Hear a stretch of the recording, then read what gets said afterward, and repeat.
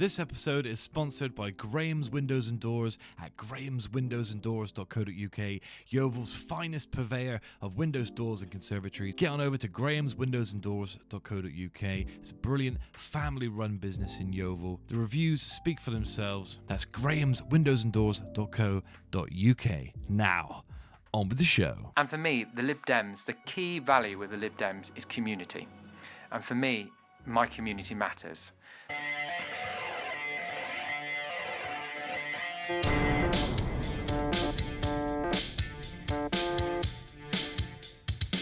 Hiya, you're right. Hi, everyone. Hello and welcome to the Steve Kalis Show. I'm Steve Kalis.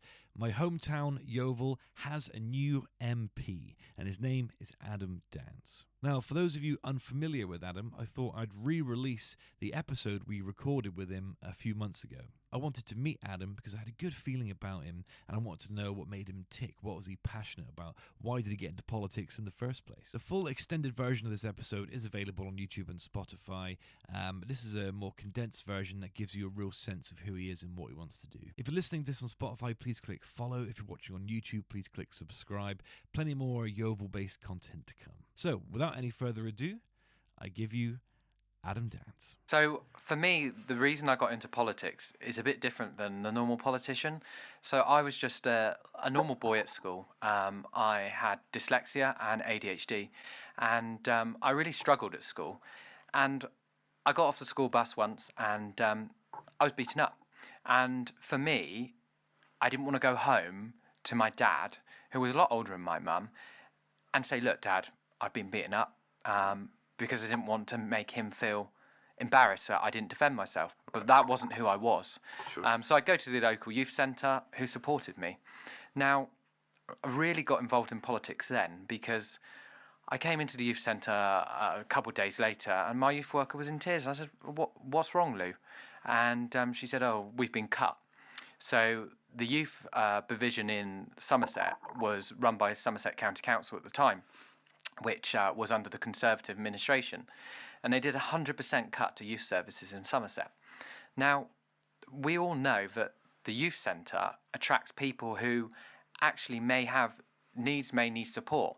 Now, if you get rid of that prevention service, kids go down later in life without having that support. So they might end up needing more support later on. So I started a campaign. There was also a youth centre in Yeovil called Morley House. Oh, yeah. And there was a disabled youth group there, which I volunteered to support. And I had to tell the children there, "You can't come back next week."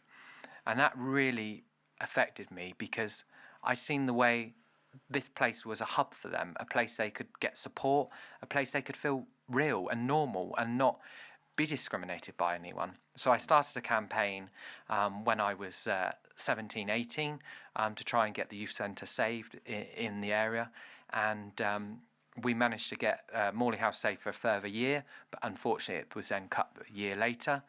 And I got involved in politics because Paddy Ashdown and David Laws, who were the MPs beforehand, and David Laws at the time, contacted me after seeing me on ITV News and said, "Look, we've seen your campaign, can we help you at all?" And for me, that was a big thing. And I said to Mum, tell me more about politics. What's Lib Dem? What's Conservative? What's Labour? Because I was just a boy, really naive. So I spent hours and hours and hours, and for someone who's dyslexic, it was quite hard, reading up on all the political parties, all the policies, because I thought, I'm not jumping into one group if I don't know enough about them. And for me, the Lib Dems, the key value with the Lib Dems is community. And for me, my community matters. So I joined the Lib Dems, and then that's when my story started, really. I was elected to the parish council in South Peverton. I became chair at the age of 19, and I raised the council tax locally, which some people you may have thought were against, but everyone was supportive, to get a youth club back in my hometown village. Oh, I see. And we now have a fully funded youth club in South Peverton, which is funded by the community, not the council, because it was cut. And that's really what got me motivated to try and support people. whether or not people gravitate towards you depends, I suppose, on your personality, but also on the things that you hope to achieve. So what is that? What now, the position you're in now, from here onwards, what is it that you want to achieve and do in your time? I want to be the MP for Yeovil because the people of Yeovil deserve someone representing them who's going to work hard for the constituency. I love this place. I've born here, I live here, my family live here, my friends are here. We see so much negativity about the town on social media. I sometimes call it bookache. But at the end of the day, it's our home. And surely we should be striving to make it the best place we can. Yeah. So for me, I want to be the MP for Yeovil to shout for us. Because, for example, I'm a hospital governor. We were one of the only hospitals not to get any of the extra government funding a few months ago. Now, we should be shouting about that. We need the support here. We need to lower business rates in the town, for example. When I'm out on door to door, people say about Yeovil Refresh and the town, and they say, we need to get more shops. The council run business rates. They don't realise the government set business rates. The council collect them. They don't set them. Yeah, that's interesting. So I would push in government that business rates should be lowered and made fairer. For example, Amazon don't pay business rates. Someone selling stuff at their house doesn't pay business rates. Yeah. We've got some wonderful little shops in town which struggle because the business rates are too high, and we need to make them fairer.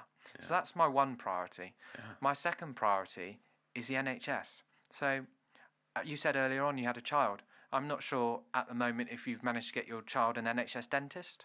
No, so it's so difficult, and it's not like it's just.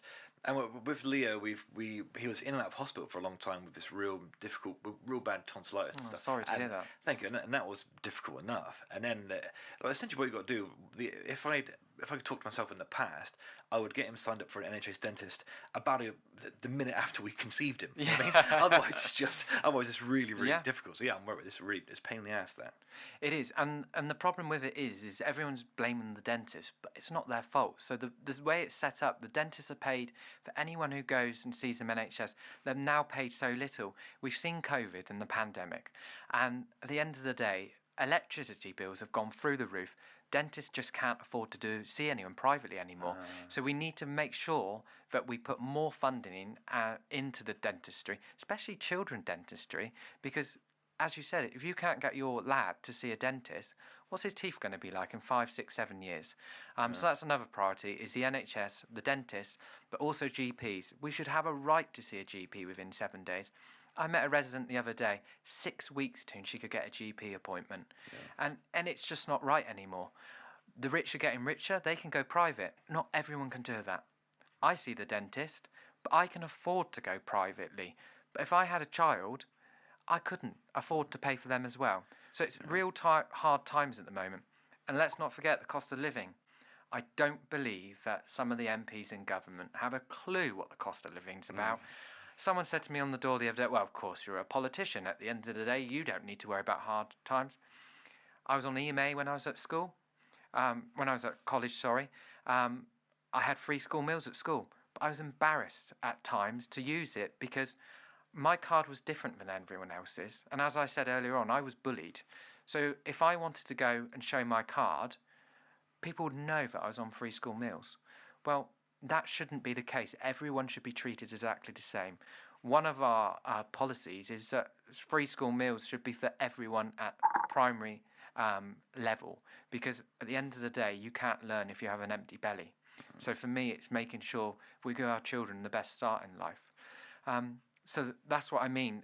We need to make sure we have someone representing us who understands what these issues are and suffered it. My mum, she's only having a new roof this month.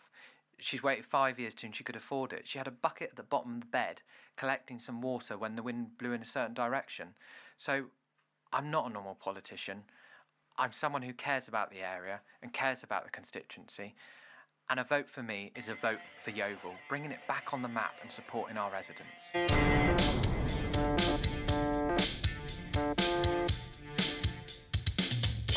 you're right. Hi, everyone.